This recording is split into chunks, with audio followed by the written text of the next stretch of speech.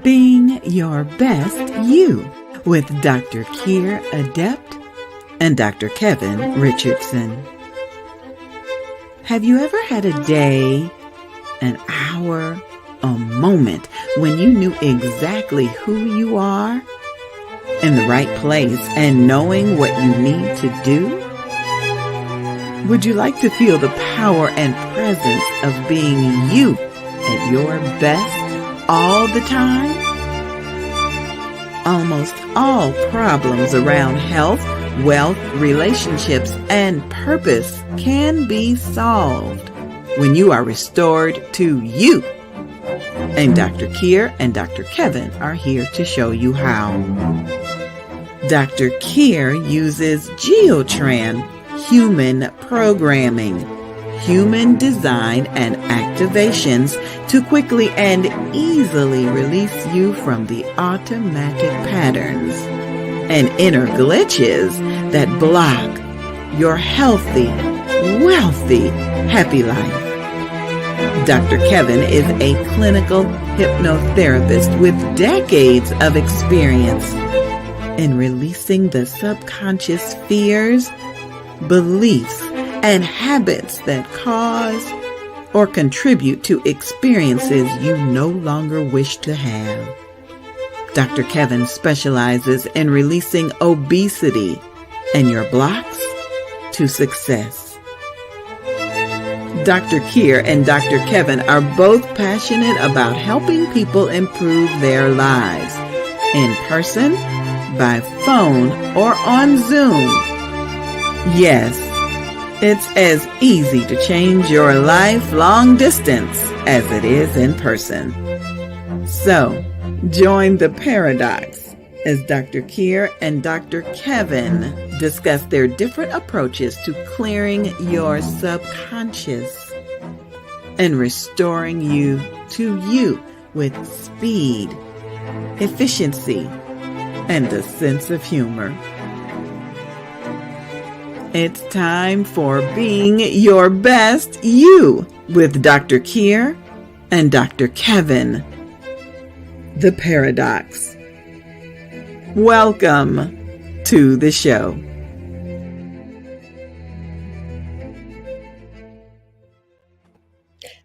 And here we are. Da, da, da, da! Yay! We made it. We did. I just love it that you and I and our lovely producer, Angie B, we just laugh about stuff all the time. And that is so apropos for what we're going to talk about today. It is. It really is. Because what we're going to talk about is stress. Oh my God. Yeah. And stress comes from all kinds of different directions. It's what's going on in our personal life in any given moment. It's a lot of it has to do with, work, family, all those major issues that we've got going on. If you have a spouse, for instance, I know that your spouse is absolutely wonderful and delightful. And even so, I'm sure there are times when you want to throttle him. And also structural, which happened to be something that we were talking about before we came into the taping today, before we came into the studio today, is the ways in which just society is set up in such a way that it's like, we can't fully express who we are without feeling like we're treading on eggshells. Correct. Yeah. Correct. So. And my spouse was a cancer survivor. Oh, well, you know all about that then. Yeah. Yeah. Talk about stress. So we're all the time.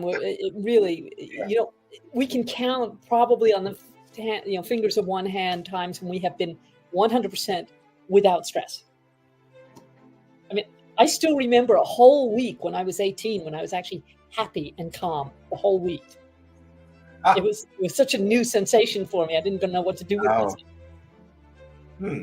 So I'm going to have to think on that one.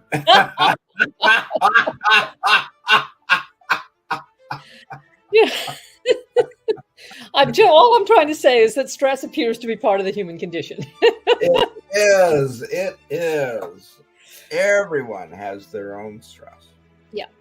So in my world, because we're always using our muscle testing, we're always looking at what is taking us out of being 100% in balance and harmony with ourselves. Yeah, and that's really what we're measuring with the muscle testing. Is there enough life force energy going through all of our cells, just on a technical level? I mean, the good news is we've got some really easy de-stressing techniques, practices. We do. We really do. And I'll bet you do as well, Kevin. I just do it. Yes. Oh, yes. Absolutely. So in the unlikely event that this is the first one of our shows that you're actually watching, but even so, my name is Dr. Kyre. Big surprise there. And I specialize in magic. This is my new acronym, magic. Miracles, integrations, geotran, activations, creativity. Woohoo! And I work with people individually and in groups. And actually, I'm just starting a new offer, which is like a 1-day intensive, a super VIP intensive, which is really cool. We just bring in everything and just you in the now. You want miracles in your life? So cool. And I'm Dr. Kevin Richardson. That way, Dr. Kevin Richardson here. I am a certified clinical hypnotherapist, and I work with clients on their stress levels all the time. Yeah. And we have various techniques. So, and the stress levels across the nation right now are pretty high. Yeah, I noticed that actually. With all this severe weather, what's going on in Washington, D.C., there's just a lot going on. And a lot of people are just feeling really stressed out about it. So stress is really when you're out of harmony with yourself. Right. Yeah. So we often, because we're human beings and we see it as part of the human condition, we often identify stress as coming from outside yourself, but really it's what's going on inside you at any given time. And that includes how you're responding to, or in many cases reacting to, what's going on outside you, which may be coming up in an incongruous way against your belief system, for instance, which is the filter that you're using to decide what's significant in your life and what is not. So really, when we're talking about stress, we're mostly talking about responding versus reacting. And that means getting you back to being you in the now. I mean, that's obviously from my perspective as primarily a geotran person. So I'm going into the inner biocomputers and saying, okay, on a technical level, so you don't have to beat yourself up, no blame and shame here, no judgment. We're just saying, oh, okay, somehow that switch got flipped. Let's get it back to where it's supposed to be. Now, how do you look at stress from the hypnotherapy, from the clinical hypnotherapy point of view? Pretty much the same way. From a hypnotherapy perspective, we do look at what's causing the stress. And then we talk about ways of altering that. And then in hypnotherapy, we use various techniques. First is relaxation, teaching people how to relax themselves and do self-hypnosis. So that if they are just feeling really stressed, they can just close their eyes for a couple of moments and de-stress. And the other thing I teach is deep breathing techniques. When we are in a tremendous amount of stress, we are in fight, flight, or freeze. And we're not processing logically. We're running on a tape. Either to get out of there or to fight, or just do nothing and freeze up. So basically, and so like you said, it's bringing them back to the now. And it's also distancing themselves and disassociating themselves from the stressor. Mm-hmm. It takes a little bit longer than your techniques. Well, you're the TGV, you're the high-speed train, but we're the private plane. It's true. You are the SST, and I'm on the locomotive. This is an interesting topic because I was just working with a person yesterday whose house was flooded from the tropical storm Hilary. Oh, yes. And Palm Springs got hit pretty hard. I remember you saying, yes. And so the two main roads in and out of Palm Springs were washed away. And so you had to go way out of your way. And even at one point, I-10 was closed because of flooding. So, and there was in Cathedral City, there was a whole block of houses that was just flooded, waist deep mud. Yeah. Yeah, still stressful. That's stressful. And so the person I was working with, their house was flooded.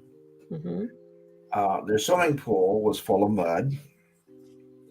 She said it took 30 men 3 days to get the mud out of the swimming pool. And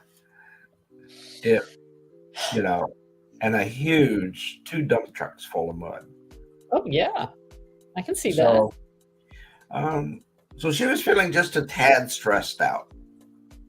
Yeah. So, and not being able to sleep. Which goes with stress. Mm-hmm. Yes, absolutely. And so I taught her how to relax. And after the session was over, I said, how do you feel you did? Mm-hmm. She didn't say anything. And I thought, uh-oh. And then she kind of came back, the mind got back online, and she said, I'm ready for a nap. Well, yeah. There's success for you.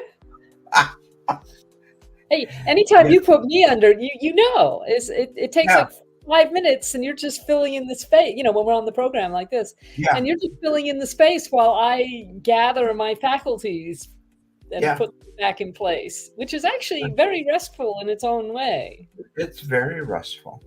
So I use self-hypnosis when I'm under stress. Mm-hmm. And I find it really does help. And I pair that with deep breathing techniques. It's a good combination for sure.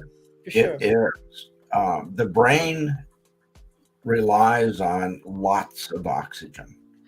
Yes. So if you're freezing up, then you're not getting enough blood to the brain, getting enough oxygen to the brain, and then your brain starts to freeze up. So whatever situation you're in, you're not actually capable of responding to it in a measured fashion. It doesn't have to be logical exactly, but it does need to be calm.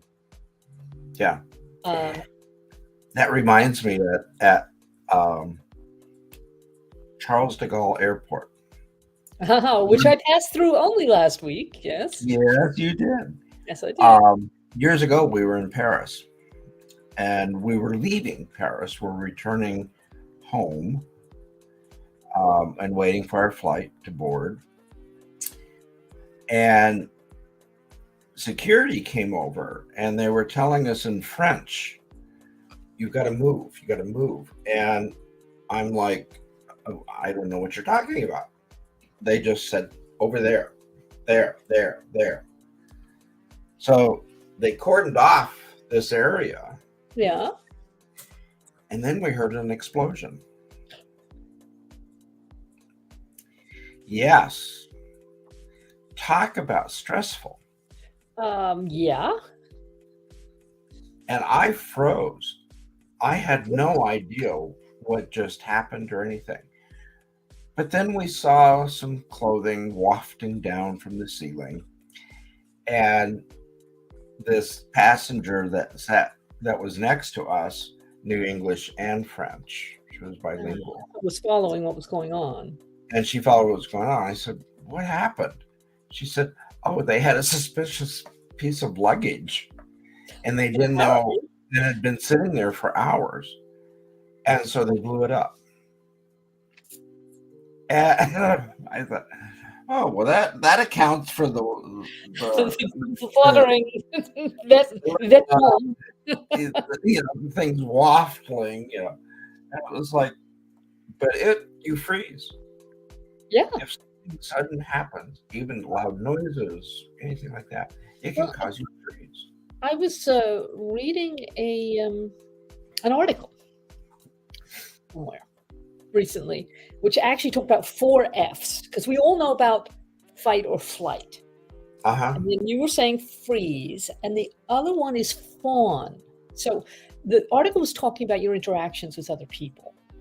Yeah, so when they come under stress, that 4th option is, well, I'm going to give this person what I perceive them to require, so that I can please them, or at least not displease them, and therefore lower the stress level. Now, sometimes that's actually not inappropriate, but there are other times when it's like, But the other thing that comes up to my mind is, I'm sure you've seen war movies and things like that. I'm thinking of the Holocaust, where the whole way the Nazis were getting Jews to go along, and I mean, there were other groups too, like homosexuals and Jehovah's Witnesses for some reason, and some Catholics as well, and political opposition. But I'm just going to stay with the Jews for a moment, because they're my group. So what they would do is, they'd raid places in the middle of the night, and with loud noises and with dogs, and they would get everyone so stressed that they didn't have enough brain cells to find a hiding place if there was even one available. Right. Yeah, everybody's nervous system would flight, fright, or you know what I'm trying to say. Fight or freeze. Yeah, because that's what the brain does. That's what the nervous system does when it's put under especially sudden stress. So it's a different situation a bit than, for example, being told that you have a terminal disease or potentially terminal disease. I mean, that correct. In the moment, that might have that 4F response. But in a more overall sense, it's like, oh, okay, now this is something we have to deal with. Whereas being herded off to concentration camps doesn't really give you an opportunity to deal with it. No, or to respond rather than react. It's a different situation, is all I'm trying to say. Yeah. But hopefully these extreme cases will not happen to our listeners. We certainly hope not. We hope not. Yeah. We hope not. And yet there are structural places within our society, within our culture, that lead to a kind of constant, a chronic, low-level stress that is so background that we really have to pick it apart to see how to deal with it. Yeah, I mean, for example, as you and I were discussing just immediately prior to this program, I spent years in a male-dominated profession in which my choices were to be one of the boys, to be gender neutral, or to be ultra-feminine. And I'm at a place now where I don't want to choose any of those things. I want to be recognized for the fact that I'm a woman. I would love the occasional appreciation. It doesn't have to be romantic. But I also that gender neutral place is actually very constrictive. And I know that you've been in similar situations because you were in the nursing area for a long time. I was an occupational therapist for 44 years. Yeah. And it's female dominant profession. Yeah, absolutely. Same thing. I mean, same sort of thing. For many years, men were only like 3% of the profession. And so for many years, I worked in clinics where I was the only man. Yeah. Well, And yeah, like that. yeah, When I trained as an architect, 5% of architects in Britain were women. 5%. Yeah. Yeah. And I remember sitting at the table during lunch one time because we all had to eat together. I don't know why, but we all had to eat together. And we had one big, large treatment table that we'd work with clients with, our patients. And there was like 8 or 9 of the 35 women that were pregnant. And they were talking about their pregnancies. And I piped up, I said, I've tried to get pregnant for years, and I just don't seem to have any luck with that. They didn't pick up on it. They said, well, have you tried this? Have you tried that? And then one lady said, you're a man. You can't get pregnant. But it took them 5 minutes to figure that out. I love it. I love it. So it's incredible. But here is a difference, Kevin. If I can, I'm not for a second dismissing your experience. I really am not. But there is a difference structurally, because the male-dominated professions are actually in alignment with the predominant energy of the culture. Mm-hmm. Yeah. It is. So they are completely unconscious. Yeah. Of these issues around how do you respond to someone who doesn't fit into that particular box. Yeah. And I mean, male architects I know really don't understand what I'm talking about if I speak about my experience. Other women architects do, of course, because they've experienced the same thing. They experience the same thing. Yeah. Yeah. So it's we kind of have to pull some of these things apart sometimes and see. Yeah. It is. It's funny when I would go to the national conventions, and I did for many, many years. Mm-hmm. There would only be one restroom for men, and all the other restrooms had been converted from men's rooms to women's rooms. Now you know what it feels like, Kevin. I do, and I complained about it. Good. And I said, why do you make me walk 3 blocks clear across the convention center to use the restroom when there's one right here? Well, that's because there's more women than men, and the women need more restrooms than men. But you also, I'm sure you've seen Hidden Figures about the Black women who are key players in the computational aspects of early spaceflight. Yeah. And actually, came up in the film. It's like, why are you late? Why are you always late? He says, because I have to go 1.5 miles across campus to use the bathroom, because all the ones in this building are whites only. Wow. Same thing. It's like, if you are not within that dominant group, any special requirements you may have are you being frivolous, basically. Yeah, and they just don't even think of it. No, they don't even think of it. They don't have to deal with it. Yeah, it's really true. It's really true. And we see this in architectural design all the time. For instance, even in households where both the men and the women work, typically the man will have a study or some quiet space in which to work, and the woman's working out of the kitchen because her work is not real work. We can go on about this because there are a lot of examples, but we're going to get back to our actual topic today, which is how do we get you out of stress? How do we get you out of stress? Okay. And those are examples of the different types of stress. Yes. And in hypnotherapy, based on the type of stress you're dealing with, we do different techniques. So if you are dealing with the stress of a spouse, a parent, a child, we use a technique to disassociate your feelings from what's going on, so that it still is occurring, but it's not triggering for you. Yeah. In my world, we'd call that detachment rather than dissociation, but I think it's the same idea. Yeah. It is. It's the same idea. Same idea. So it's actually quite fun. Also. Yeah. It's also fun. And it's fun for the client. Right.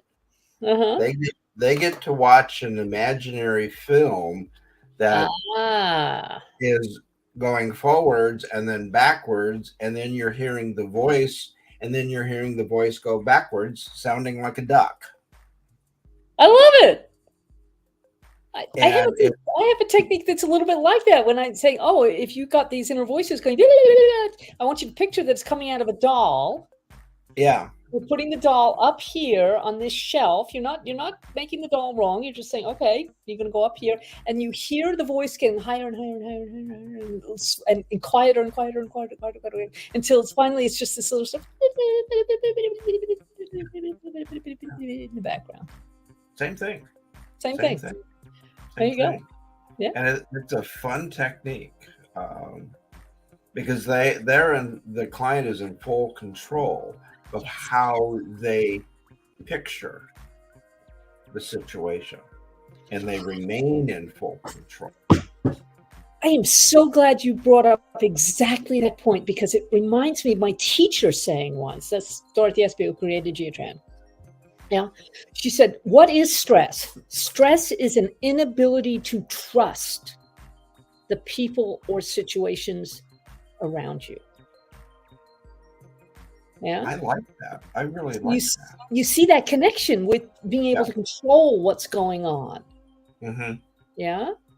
It's like something's happening. You have no control over it. And it's not beneficial to you. It's not immediately something that you're wanting to align with. And then you end up not being able to trust the situation or the person. Exactly. That's a really helpful connection. Yeah. It really is. And once you realize that you're in full control of how you view that person and how you interact with that person, then you can change it. You're in control. Yes. That's really true. And it's one of those situations, it seems to me, that you can work it from either direction. Yeah. So, for instance, when I'm working with someone who has stress for whatever reason, doesn't matter whether it's systemic, or whether it's a particular situation that they're in, or whether just it's triggered something in them, as you were saying. I never get triggered, of course, myself, but others. Now, cross your fingers. Oh, I'm going to do better than that. But whatever it is, if we can get you back into the now and back into being you, and take some of that emotional, especially emotional stress off. It can be mental stress, but it's normally emotional stress.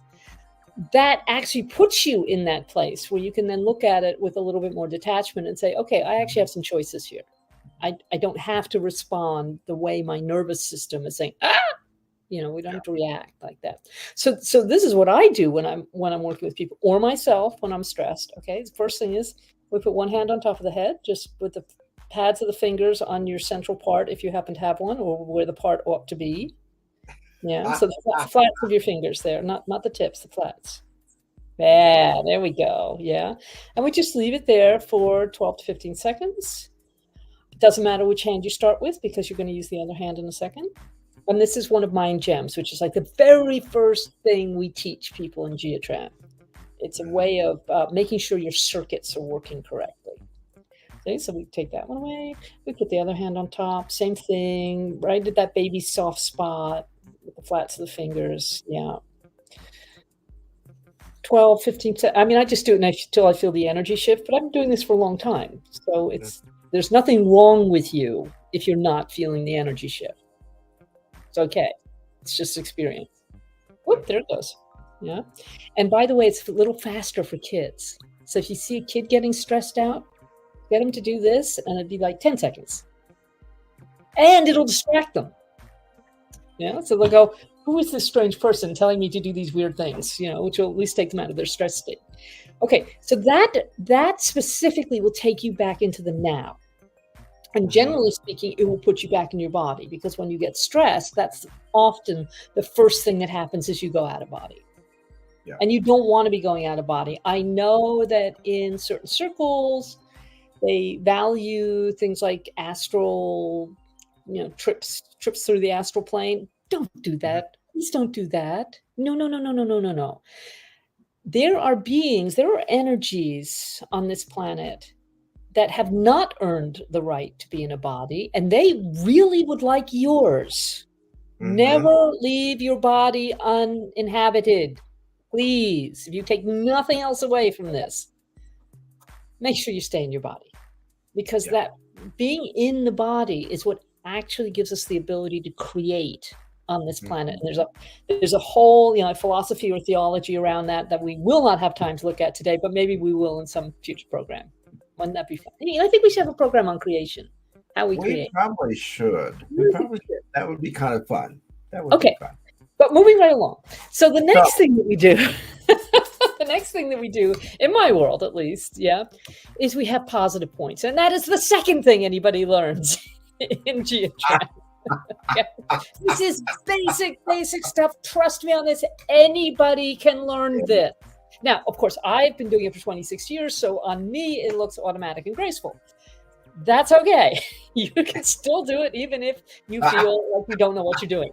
It works, whether you believe in it or not, as I keep saying to my friend around the corner, who is a theoretical physicist and has no clue about what I do or how it works. But I have got him to the point where he'll say, that thing you do that I just don't understand or agree with? Yeah. He says, well, my shoulder hurts, so could you just do that thing? So on a pragmatic level, he's willing to give it a go. What he doesn't realize, and I only realized this a month ago, is that I am a theoretical physicist. I just happen to work in the fields of glory rather than the field of physics. Yeah.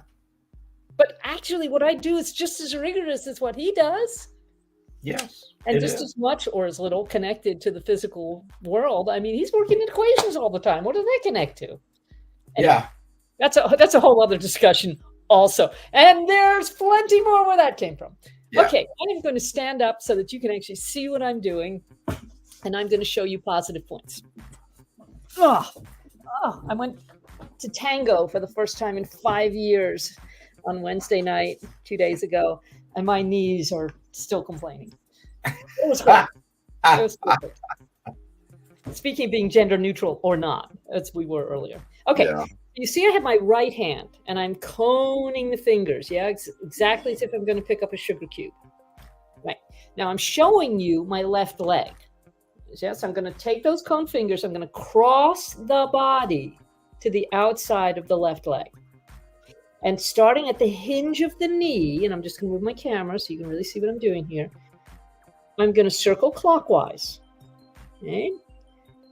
And I'll give you the numbers in a minute. And then for the next set of numbers, I'm going to go down about 2 inches, and I'm going to circle again, and then down about 2 inches, and I'm going to circle again. Now, I do this all as one sentence rather than separate words, if you see what I mean.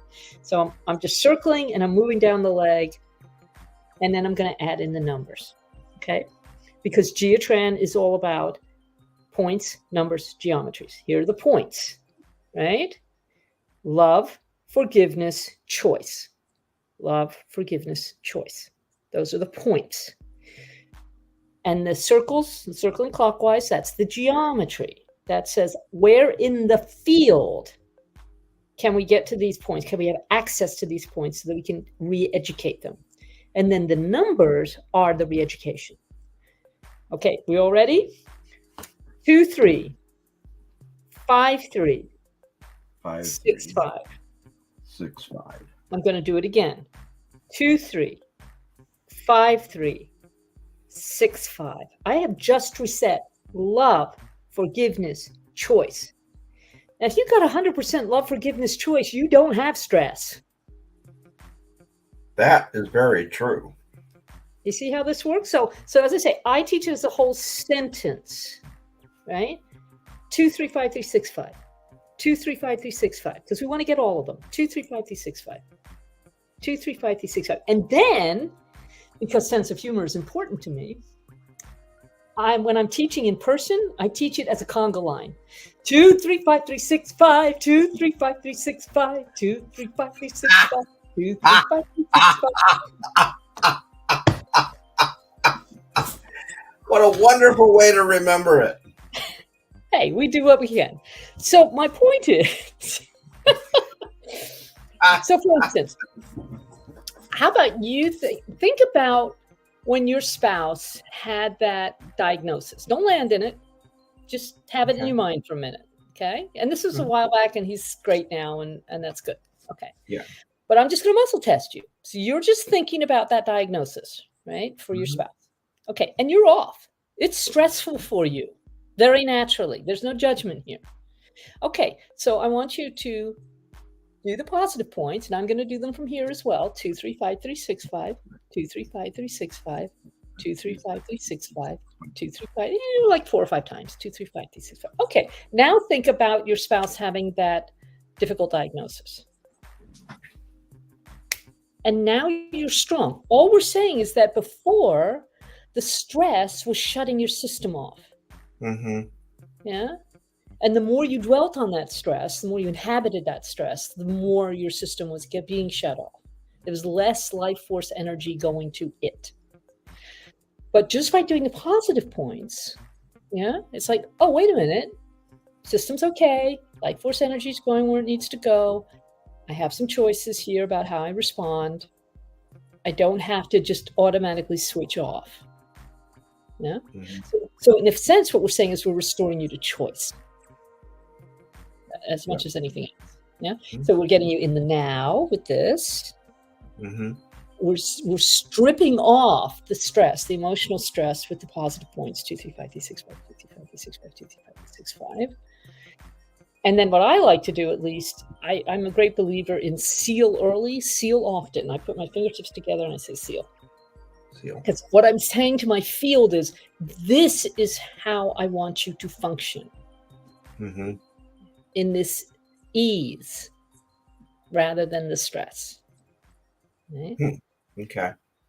Now, even stepping back a little bit from that, if I'm working with someone, the very first thing I would be asking is, are you 100% you? So if you're stressed, is this stress really something that you are experiencing, or has it been dumped on you by something around you? I mean, we've all had the experience of somebody else coming to the room who's very distressed about something and maybe very reasonably distressed about them. But it's like they're not being responsible for their own energy message. And the whole room goes, out of harmony. And we all just have to take a deep breath, as you said earlier. Because that would be another technique. It's like be in the now and then take this deep breath and just breathe out that stress. Yeah. And because we're truly nice people, we probably would go to the person and say, like, what's going on? Is there something we can help with? So they can unload it, but unload it in a way that is not then contaminating the field of everybody around them. Now, here's an example of how that works in the contrary. Right? Think about political rallies. Ooh, no. Where they are, 2, 3, 5, 3, 6, 5, 2, 3, 5, 3, 6, 5, 2, 3, 5, 3, 6, 5, 2, 3, 5, 3, 6, 5, 2, 3, 5. No, I don't want to think about that. You see, even your reaction is giving the perfect example of what I'm talking about. Yeah. Right? So, if you want to be experiencing less stress in your life, identify the situations that make you stressed. Yeah, and do something else. Right. Turn the telly off. Don't be listening to the wireless. Go for a walk. Use your positive points. Shake it off. Yeah? That's an interesting point. There's a technique that I learned working in the hospitals because it's a very stressful situation for the patients. You're working, the families are stressed, the patients are stressed. And people working there are stressed. You know, you're soaking it up all the time. Stressed. And I studied acupressure. Sure. And using techniques, if you have someone that is just really stressed, I would walk in and introduce myself and I'd say, "Oh, how calm you are. Look how calm you are." So you're putting a better projection. Putting a projection, but also by moving your hand in front of you and down, it's lowering the energy levels. Yes, that's a very good point. And when I wanted my patient to raise their energy level, I would do the opposite. I would go up. Yeah. And you see, this is why it is so beneficial to be in Italy. Yeah. Really stirring up the energy. Yeah. Just, it's all about energy. And it really is. And how you want to use your energy. Do you want to expend all your energy on something that's out of your control? Exactly. That is a very good point. How do I calm? Can you see the question there, Dr. How Kevin? do I calm a stress situation when I cannot step away from it? Deep breathing techniques. Deep breathing. Saying positive points. And if there's a lot of shouting, hope not, you can use this technique of just bringing your hand down. People won't even notice you're doing it. They won't even notice it. But you will notice that you yourself are calming down. Yes. And you're helping them to calm down. You're giving them a subconscious signal to just lower it. Yeah. Bring it down. Bring it down. It does work. It does work. Another technique that I have found to be successful, it obviously depends on the situation. I mean, I love yours there, Dr. Kevin. That's really a great picture. Yeah.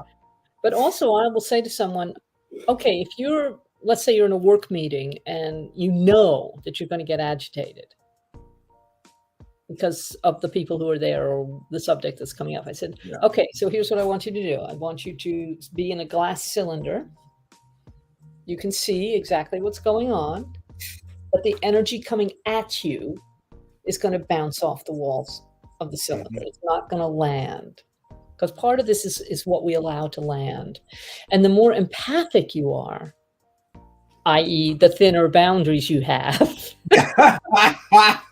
Oops. more you're going to be affected, which is I think quite a point when we're talking about being in a hospital, for instance, right, Kevin? Because people are in the healing professions typically because they want to give, help, serve, teach, and allow, and also because quite often they have these thin boundaries. So they're feeling empathic, they're feeling compassionate towards the people around them, but they're not realizing that sometimes, to an extent, they're soaking up that distress, and then they have to find a way to discharge it or prevent it landing in the first place.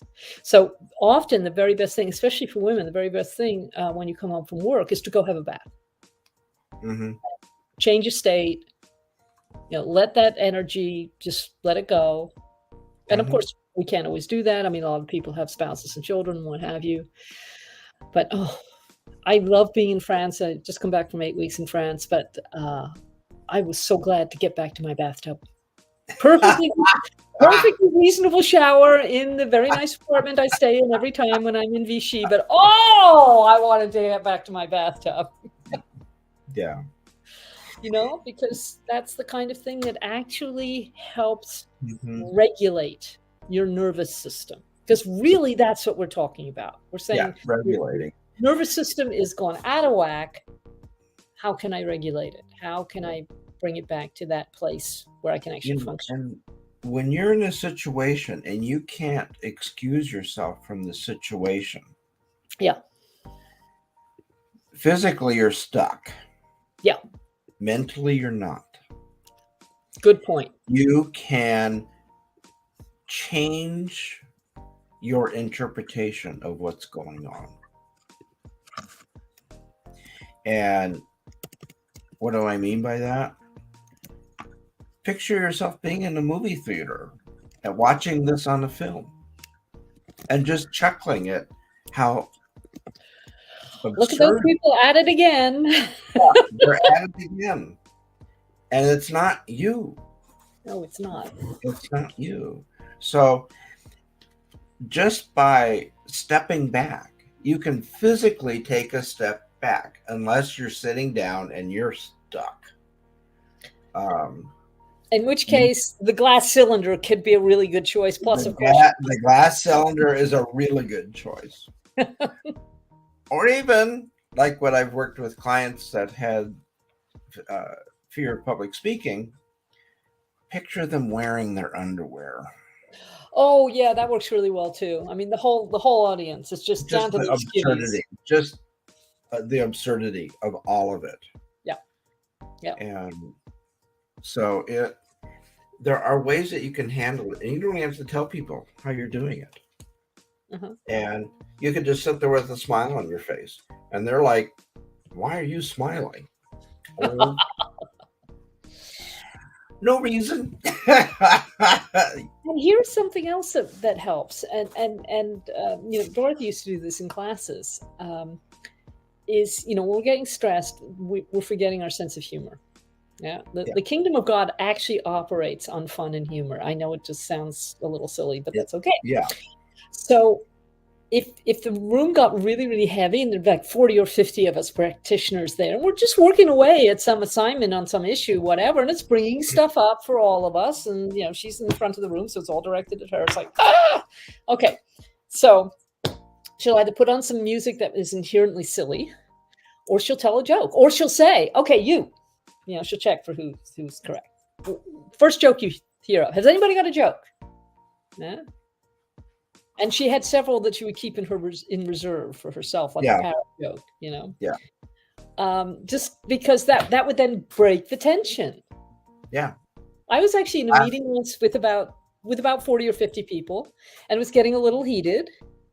And it was when I was living in community in the UK, and I thought, what can shift the energy here? Like immediately, I went into my yarn room. I got like half a dozen skeins of yarn that needed to be wound into balls. I just threw them out across the room. Okay, I need some help here.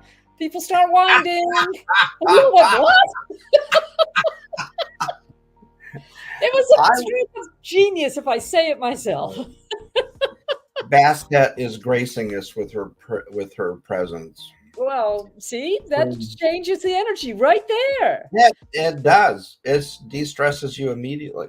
Yeah. I was in a group of about 300 colleagues. Yeah. And I was an area manager, and I was responsible for 300 staff. Okay. And so my staff weren't there. Their directors of their departments were there. Administrators, social workers, people that were high up in the organization were all there.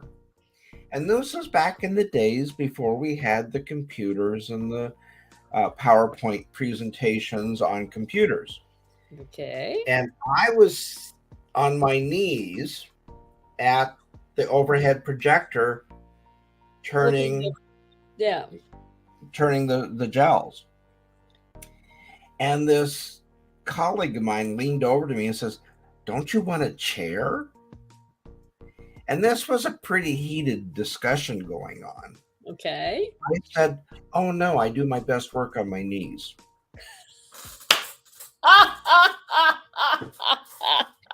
I didn't know what I had said. And that was her response. She started to laugh. And so the person next to her said, "What did he say?" And then that person started to laugh. And it got all the way back to my boss.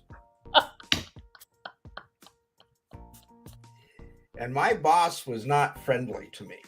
Yeah. Not at all. Yeah. And I just looked at him and I said, "Well, you better talk to your wife."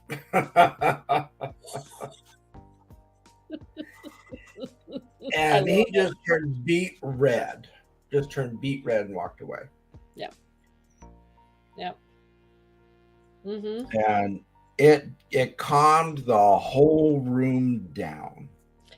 Well, laughter is a form of bringing perspective in. I mean, it obviously raises the frequency and vibration, and that's really great. But it's also sort of, you need to be really careful around people who take themselves too seriously. I'm not thinking of any particular politicians here, but have you ever noticed?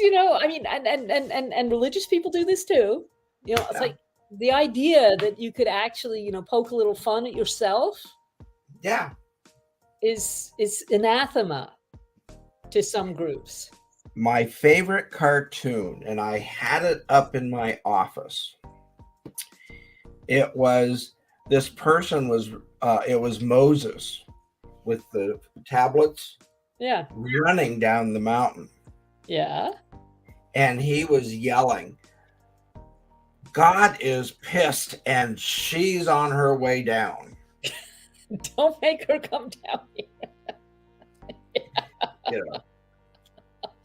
I'm afraid when you she's pissed.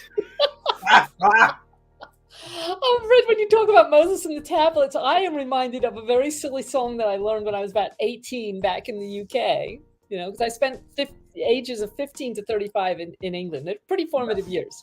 Yeah. There were five constipated men in the Bible. In the Bible, there were five constipated men in the Bible. And of course, the first one was Moses. He took the tablets. Yeah. And there was Solomon who sat for 40 years. It's like, got to get to that place where, I mean, there are things that I'm not trying to make fun of everything. I'm just trying to say, bring in a smile, bring in a giggle. The best relationships are the ones where you just crack up when you realize how completely ridiculous human beings actually are. And I normally start my speeches when I'm doing public speaking with a joke. Of course. Yeah. Because that you want to get people past that fear brain. Yeah. And sometimes during the presentation, I'll throw in another joke. Yeah. See, I've always got the parrot joke in my back pocket if necessary. Yeah. So I find it de-stresses people, and laughter oxygenates your brain. There you go. Oh, but speaking of oxygenating your brain, one last little tip from the Geotran manual, as it were. Okay. Right hand clockwise on the midline, between the breasts or at heart level, about 4 inches off the body, clockwise. 4, 6, 7, 2. 4, 6, 7, 2. You only have to do it once. It brings more oxygen into your system. Wow. Yeah. So people listening, go play with that. Yeah. Yeah. Those moments when you're finding like you're not breathing, you're stressed, you're whatever, your underwear's too tight, whatever it may be. 4, 6, 7, 2. Yeah, just get that oxygen going in there. Because, last week, as you know, I was hanging around a building site with my friend in France. Both of us were coughing like anything. So the first thing I did was to check the lung meridians and reset the lung meridians. Then I added in extra oxygen so that we were at least making the most of what we could breathe. And then I went and looked up, what does it mean when you're coughing? It means you're trying to expel something from your field that you have not managed to expel before because you believe it's special for you. Oh, wow. Like certain relationships. Yeah. So I threw out my French friend. Wow, splat. Okay, stop coughing. This is at 4 a.m. I'm coughing away. I can't stop coughing. I'm doing all my lung stuff. I'm doing my oxygen. And I thought, okay, what do I need to get rid of? I muscle tested 1, 2, 3, 4, 5 things, and I wrote them down. And I threw them out, and I stopped coughing. So there's another way to de-stress: is pay attention to what your body's telling you. Yeah, listen to your body. Listen to your body. It's always telling you things. It's will always give you a clue. Yeah. That little inner voice doesn't lie to you. Doesn't lie to you. It's your subconscious giving you a message. How true. Do you know we are nearly at the end again? Oh my God, how did that happen? We're having too much fun. No such thing as too much fun. No such thing. So if you don't happen to have a resident cat, one of the things that you can do, and this is actually homework that I assign people a lot. People like me who get a little bit stressed out, just occasionally, said, are you willing to have fun for no more than 3-4 minutes, say 5 days a week? Because I'm a great believer in underachievement. Yeah. Like if somebody says to me, oh yeah, I'm going to be on my, in the gym for an hour every day. I'm sitting there going, no, you're not. And then you're going to beat yourself up because you're not. But I'll bet you could do it for 4 minutes. Yeah. Same thing with having fun. And they say, oh, I don't even. And I said, right. Okay. As soon as we get off this call, you're going to take your pen, you're going to take your piece of paper, you're going to write down 8 or 10 things that are fun for you, that are enjoyable for you, that you would like doing, right? You're going to take no more than 10 minutes to do this because, people start thinking. And then you're going to stick this either on your computer, on your bathroom mirror, or on the fridge, or all three. And then when your timer goes off at 10 in the morning or whatever time you've set it for, you're going to take an egg timer. Yeah. Uh-huh. Now, if you're having fun and you want to continue past your 3 or 4 minutes, that's totally okay. That's perfectly fine. We're just minimizing the stress here. And you can't think of something that would be fun for you, that would make you laugh. You go to your list. Mm-hmm. And you muscle test 1, 2, 3, 4, 5. Oh, it's number 8 today. What the heck is that? Oh, yeah, right. Okay. And it might be going in the bathroom, finding the book that you leave by the loo because it's full of short stories or silliness or cartoons or whatever, and just opening up at random and whatever. Yeah. It doesn't matter, whatever it is for you. And if you can't actually do the thing on the list, you can at least stand in front of the fridge, lean on it, look at the list, and imagine it, whatever it is. Going to a tropical beach and drinking drinks with little umbrellas in them. You can do that for 3 minutes. Yes. And that question that we had, what can I do if I'm in a room and I can't leave it?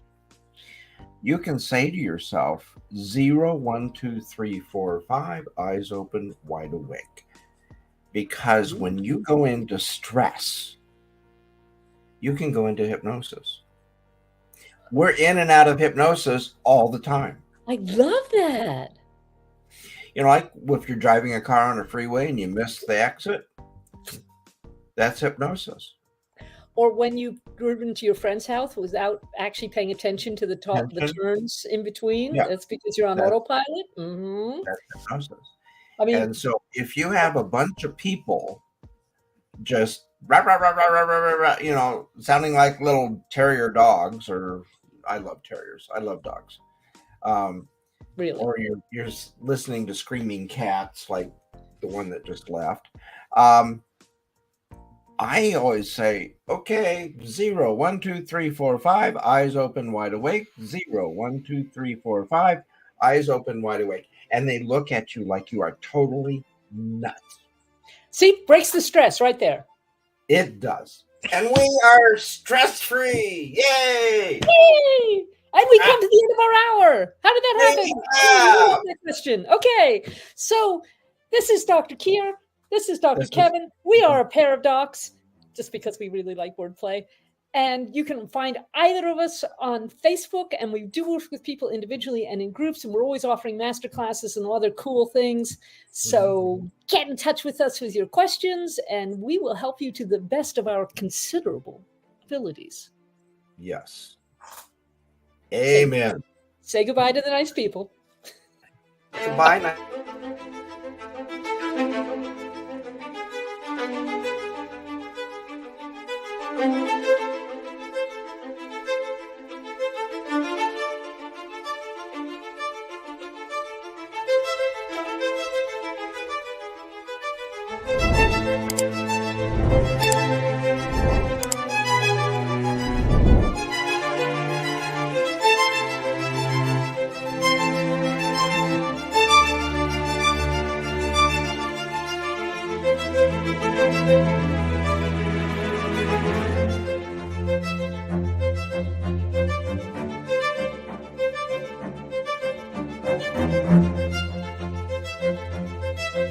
you.